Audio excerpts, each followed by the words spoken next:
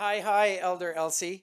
And if you haven't had a chance to get to the Indigenous Peoples Experience when it's open seasonally at Fort Edmonton Park, please go. There is a fantastic reflection on one of the panels, and it says that elders are our libraries. So, Elder Elsie, just like you are Cree and Métis, best of both worlds, today we have an elder in a library, and you are our library, so we get the best of both worlds. So, hi. Thank you very much.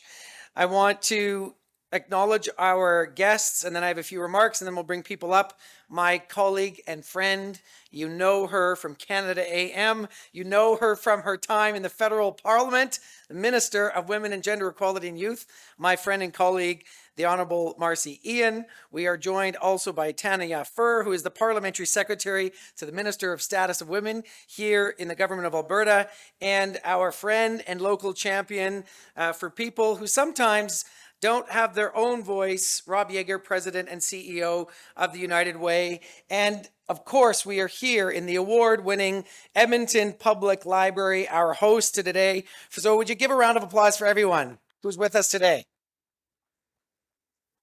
So friends, today we mark an important milestone between the province of Alberta and the federal government towards an Alberta and a Canada free from gender-based violence.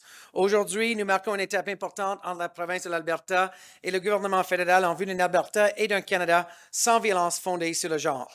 No community, no province is spared from the effects of gender-based violence. I'll give you some statistics. Between 2014 and 2021, 679 people were killed by a current or former intimate partner in Canada. Women accounted for 79% of these victims who lost their lives to violence. 537 women were killed by an intimate partner over that period, or one woman every 6 days. Gender-based violence also has a disproportionate impact on the 2S LGBTQI plus community and Indigenous peoples, among many others. Now, if you take a closer look here in Alberta, 74% of Albertans reported that they personally know at least one woman or person identifying as a woman who has been sexually or physically assaulted. This figure doesn't factor in the countless women who don't tell anyone about the assault, and nor does it factor in any other type of abuse besides physical and sexual abuse. Si nous examinons de plus près la situation ici en Alberta, 14% des Albertains et Albertaines ont déclaré connaître personnellement au moins une femme ou une personne s'identifiée comme une femme qui a été agressée sexuellement ou physiquement, et ce chiffre ne tient pas compte des innombrables femmes et filles qui ne parlent à personne de leur agression. And this is not just today, this is not just now. This is something that keeps happening over and over and over. And many Canadians continue to face every day this violence because of their gender expression, their gender identity, or their perceived gender. Friends, let's remember that we are still in the midst of the 16 days of activism against gender-based violence campaign, which runs from November 25th to December 10th of this year. Today, friends, we are hopeful that it is a day where both Alberta and the federal government come together to address and work towards preventing the escalation of gender-based violence. Et aujourd'hui, nous sommes en plein espoir. C'est une journée où l'Alberta et le gouvernement fédéral s'unissent pour s'attaquer à l'escalade de la violence fondée sur le genre et travailler à la prévention de cette problématique. Now, before I pass it to my friend, the Minister for Women and Gender Equality and Youth, the Honourable Marcy Ian, I want to say directly to you, my friend, thank you for your passion, your dedication, your perseverance, your voice, and your dedication to women, people who identify as women, the entire 2S LGBTQI plus community, and everybody who feels that they don't have a voice, that they're underrepresented, that they don't see themselves around the big table. Because in you and in us, they know that they have a voice and that they have champions.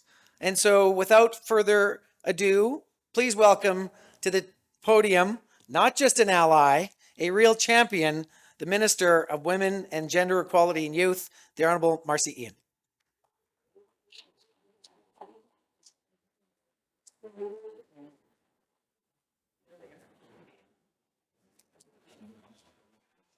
I think that's the best intro I've ever had in life. Oh my goodness, what a pleasure to be here today. Minister Bossino, Randy, my friend, you talked about allyship. Thank you for being an ally. Thank you for leading with such empathy and passion for community and country. You are such a bright light, and I see it every day. The country sees it. Edmonton Center most definitely sees it. So thank you so very much. Um, Elder Elsie, you know exactly what you're doing. Yes, you do. Thank you for starting us off in a good way. And thank you for your vulnerability, for telling us your story, for being so honest. I can tell you, not everybody can come up and stand at a podium and talk about their life journey. But in doing so, you're helping so many people. You are who will hear you and have heard you today and have hope because you shared. So thank you so very much. Thank you so very much. I have some friends in Lalash, Saskatchewan, and we joke all the time about Marcy Cho because my name is Marcy, and they think it's very funny. So it's Marcy, so they think it is. But it's wonderful to be here with you and to have some time with you here today. Tanya, Parliamentary Secretary for, it's the first time that we're meeting, but there definitely is a connection, and that connection is the work, but also your passion and empathy for women, those who identify not only in this province, but in this country. Thank you so much for your work. Rob, just met you and your team from United Way.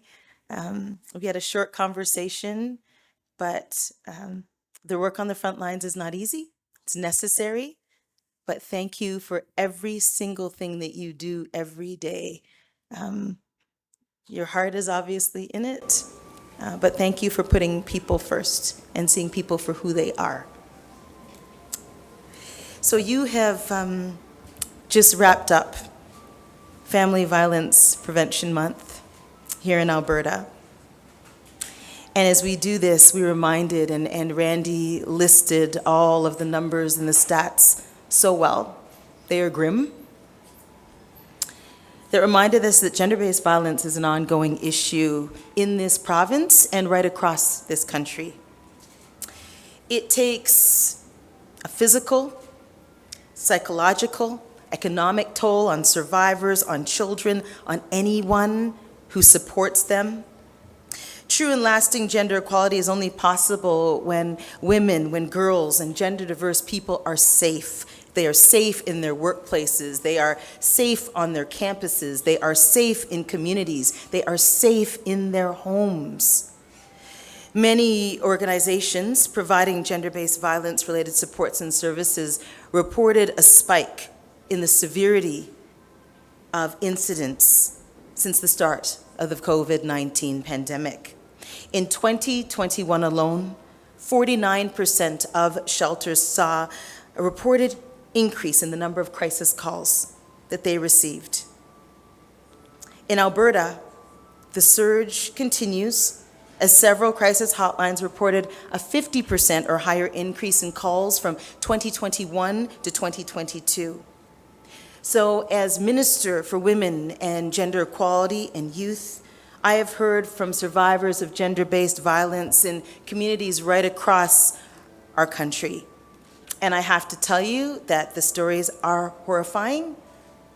The stories are heartbreaking. I've also heard from organizations, grassroots organizations, people working hard on the front line on the importance of having access to supports 24/7.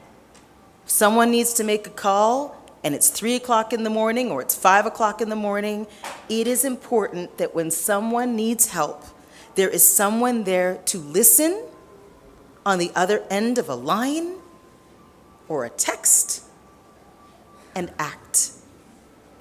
Our government has made it clear that everyone has the right to live free from violence and that every effort will be taken to end gender-based violence in all of its forms. So since April 2020, my ministry has funded more than 1,400 shelters, sexual assault centers, and other organizations, including 138 organizations that serve Indigenous people. Because of this funding, more than 2 million people experiencing gender-based violence had a safe place to turn to, had access to critical supports and services during the pandemic. And that brings us to today's announcement. I can't tell you how happy I am to announce $3 million in funding to Alberta over 4 years to distribute to crisis hotlines responding to gender-based violence. We know that crisis hotlines are a lifeline. I'm not overstating that, for women and gender-diverse people fleeing domestic violence in Alberta and across the country. Because the bottom line is very much the point that getting directly connected to supports and services can be, and often is, the difference between life and death. That is the bottom line.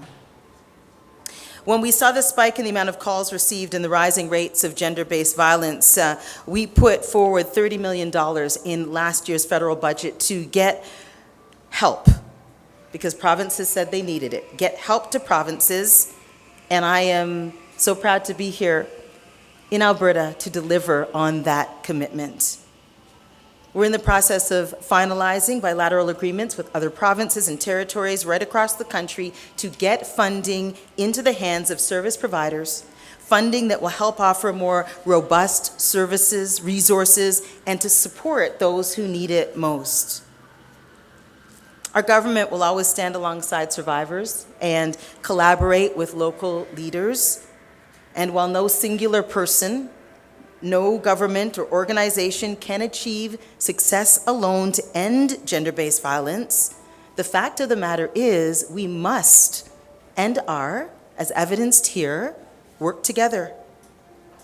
I was honored to stand alongside my provincial and territorial counterparts from across Canada last month to announce an historic milestone, the endorsement and launch of the National Action Plan to End Gender-Based Violence.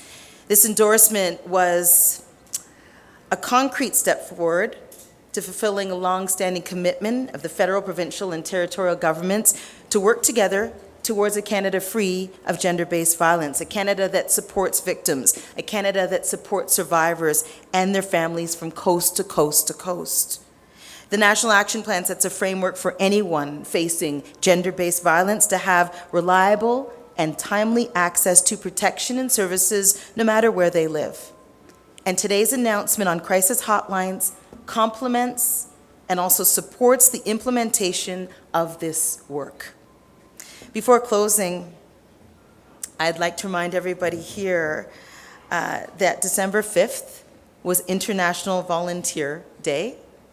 So I want to really highlight that organizations that support victims and survivors of gender-based violence and their families rely so heavily on volunteer support.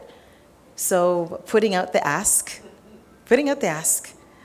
to ask you to please consider lending your time, lending your efforts to organizations here in Alberta, because we all know that there is still a long way to go. We all know that there is much work to do in ending gender-based violence, but I have to say, and I hope you'll agree, that we're moving in the right direction. The needle is moving, it's shifting in the right direction. Our agreement with Alberta brings us one step closer to building the safer and more equal Canada that we all want to see. Thank you so much. Merci beaucoup.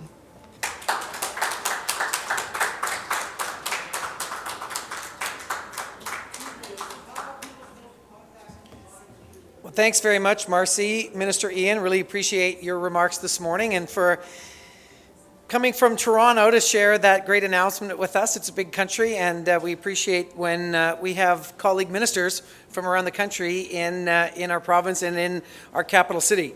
And with that, I would now like to invite the MLA for Calgary-Pagan, the Parliamentary Secretary for the Status of Women for the Government of Alberta, Tanya Fair, to the podium. Thanks, Tanya.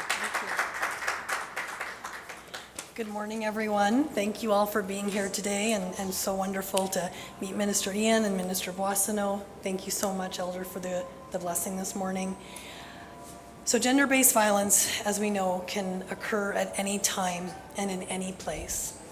It can happen suddenly or be part of a relationship that develops over time. Whether it happens in public, in private, or even in your own home, survivors deserve support, no matter where in the province they live. But it can sometimes be challenging to ask for help. When a person is in crisis, they need immediate care. Part of that means knowing who to call and being connected directly to the support they need. Emergencies, crises, any situation where a person is in danger is not the time to try to figure out how to get help or who to call. Albertans deserve to have a simple, fast, and effective solution, and we are committed to making it easier to get help and making that help more accessible to all Albertans. Crisis hotlines are a lifeline for survivors. When it comes to gender-based violence, that timely support is even more crucial. We are working to eliminate barriers to getting help, provide an efficient and effective response system for those in need, and make it easier for survivors to make the call or text that could literally save their life. Our government is committed to providing the critical support services survivors need the moment they need it. That's why, thanks to today's funding from Women and Gender Equality, we're directing $3 million over 4 years to 211 to help connect survivors of gender-based violence with the wraparound supports they need. When a person is in crisis, finding help should not be difficult, confusing, or time-consuming. This funding will help to further improve service coordination, Albertans' access to resources and prevention supports. Every person who experiences gender-based violence should have immediate access to support and comprehensive care. Our government is committed to ending all forms of gender-based violence. That's why we, of course, endorsed the National Action Plan to End Gender-Based Violence, a 10-year strategy focused on support and prevention. In April 2021, we proudly passed a version of Clare's Law. This allows women to check their partner's history for a record of domestic violence. To date, over 300 information disclosures have been made available to Albertans. And we've committed $1 million of funding to launch a new training program for forensic evidence collection to ensure more healthcare providers can support sexual assault survivors across Canada. We also understand the immense value in ensuring our courts support survivors. That's why we stood up for them and passed the Provincial Court Sexual Assault Awareness Training Amendment Act. This will provide valuable training to ensure victims are not re-victimized during the trial process. I'm proud that our governments are working together to continue to take action in supporting survivors, and I'd also like to sincerely thank the United Way for joining us this morning. I know the work you do in partnership with the Canadian Mental Health Association and Distress Centre Calgary is so important when it comes to supporting Albertans in crisis. As Minister Ian said, you're literally saving lives. Thank you, everyone. Have a great day.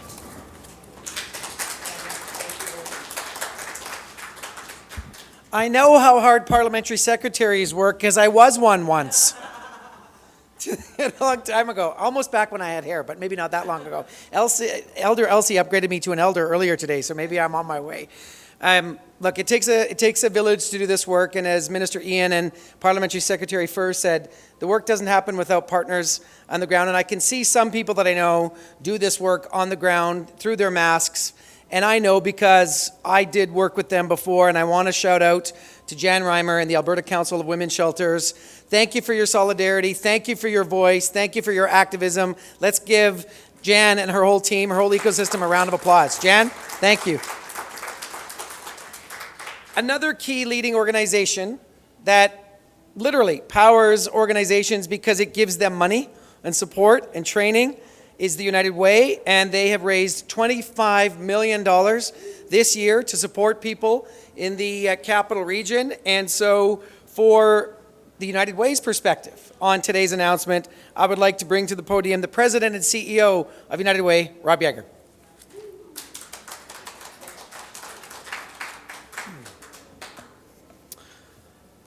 Well, thank you so much, Parliamentary Secretary Furr, Minister Ian, Minister Boissonnault, for the incredible support for 211 Alberta. We are so very grateful for this investment, as this is critical social infrastructure that improves and simplifies what can be a complex and confusing system.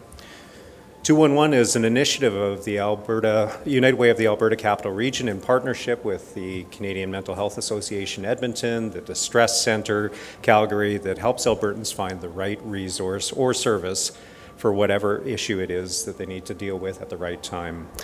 Navigating the social sector is hard, but even more difficult when you're in crisis and experiencing gender-based violence. This investment in 211 Alberta means that someone picks up the phone or answers a text or a chat during one of the hardest, scariest moments of their life.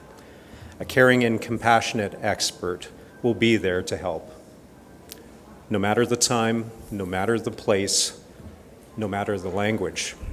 211 Alberta and frontline agencies across the province will be walking alongside survivors of gender-based violence. This funding will support 211 Alberta's research to better understand the network of support available across the province, the complex needs of survivors as they navigate the system, and what needs are going unmet in the community, especially in rural and remote areas, in support of equity-deserving groups as well, and how we can come together as a sector to bridge those gaps. This work and this funding will save lives. It will help break the cycle of violence. It will help survivors heal, rebuild, and thrive. And it'll strengthen our social services sector across the province, so we'll be there for Albertans experiencing gender-based violence and support them in navigating what comes next, because we know that for many people that are experiencing gender-based violence, leaving that situation isn't the only thing they might need help with. But with 211 Alberta's fulsome database of resources, we can help people address their needs in a holistic way instead of in isolation. 211 Alberta is unique because we are the only 211 service in Canada that's co-located with crisis lines. At the Canadian Mental Health Association Edmonton, Distress Centre Calgary, these crisis lines not only help individuals find support, they help them find support on a 24-hour, 7-day-a-week basis via online chat and text messaging. And these two modes of communication are what we see individuals accessing most often as survivors of gender-based violence. This means that 211 navigators are equipped to support callers in crisis while also helping them navigate the system, which is incredibly important. And of course, the work we do depends entirely on frontline agencies and subject matter experts who are helping individuals in this crisis and are there for them as they rebuild their lives. So with all of us, governments, nonprofit organizations, frontline agencies, we're able to minimize duplication and strengthen the social sector. It means we're helping people where and when they need it most instead of leaving them to navigate this on their own, especially at a time of crisis. So thank you to the Government of Alberta, thank you to the Government of Canada for your support in helping us address this issue of gender-based violence. Thank you.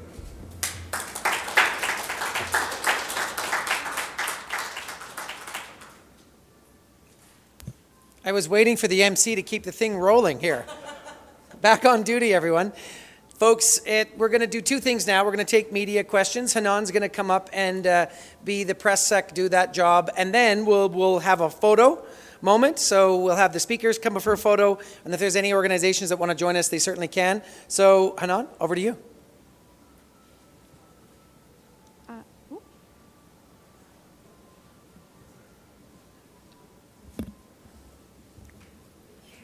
Marcy, do you want to come up? Tanya? Those will be ready. Come on up with us, Rob. Then everybody's ready to go. I think you're going to be first. Maybe. Maybe. Okay, now we'll open the floor for questions, starting with one question and one follow-up questions. We'll start with questions on the floor. Please step to the mic, state your name and outlet. Maintenant, nous allons prendre des questions. Commençons avec une question et une question supplémentaire.